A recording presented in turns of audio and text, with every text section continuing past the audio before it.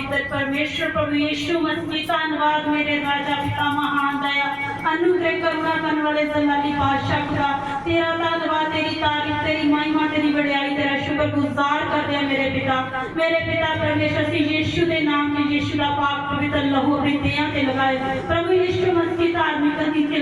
अपनी देहां ते ओटे साडे दया दे अनुग्रह दे करुणा दे विश्वास दे प्रेम दे भलाई दे सिंहासन दे समीप आने प्यारे प्रभु यीशु सानू अपने लहू नाल धो के पाक पवित्र शुद्ध कर दो मेरे पिता साडे अंदर दे हर एक बुरे विचार नु बुराई पाप बुनियाद अपनी सोचा विचार साडे अंदरों कट के बाहर कर दो मेरे पिता परमेश्वर प्रभु अपने लहू नाल धो के सानू सारे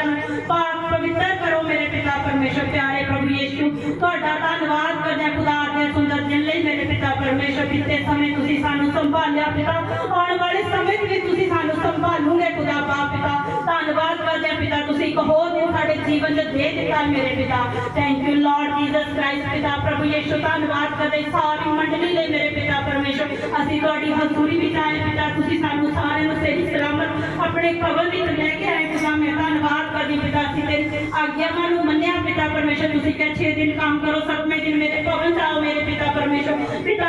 असीं सारे ने पिता परमेश्वर तेरी आज्ञावां नूं मन्निया पिता असीं पिता परमेश्वर तेरी हजूरी विच बैठ चुके हैं मेरे पिता प्रभु यीशु असीं तेरा धन्यवाद करदे पिता जिन्ने भी लोग पिता परमेश्वर राहां विच इस वेले आ रहे पिता खास निगरानी करके पिता अपने घर विच अपने घर विच लेके आ पिता परमेश्वर प्रभु यीशु मसीह जी तुसीं कह जिथे 2 या 3 मेरे नाम इकट्ठे होंगे उत्थे मैं हाजिर होना मेरे पिता तेरा दस्त लग चुका मेरे पिता परमेश्वर प्रभु तेरी हजूरी इत्थे आ चुकी है पिता परमेश्वर जी तेरा धन्यवाद करदे पिता असीं तेरे नाम विच आनंदित है पिता परमेश्वर सदा आनंदित रहांगे मेरे पिता मैं प्रभु तेरा धन्यवाद करदे मेरे महान परमेश्वर प्रभु ओ यहोवा परमेश्वर प्रभु तेरा धन्यवाद करदे तेरी हजूरी ले मेरे पिता परमेश्वर तेरी रूह पाक ले पिता परमेश्वर प्रभु यीशु मसीह जी असीं बड़ा मोस्ट वेलकम करदे हैं रूह पाक पिता ओ पवित्र आत्मा जी आई है पवित्र आत्मा जी सानू सारे नु तेरे अभिषेक ना पर अपने मथे ना पर पिता पवित्र आत्मा जी सारे जिसको छू लीजिए मेरे पिता ओ पवित्र आत्मा जी तेरा धन्यवाद करदे तेरा मोस्ट वेलकम करदे पवित्र आत्मा जी ओ यहोवा परमेश्वर प्रभु यीशु मसीह जी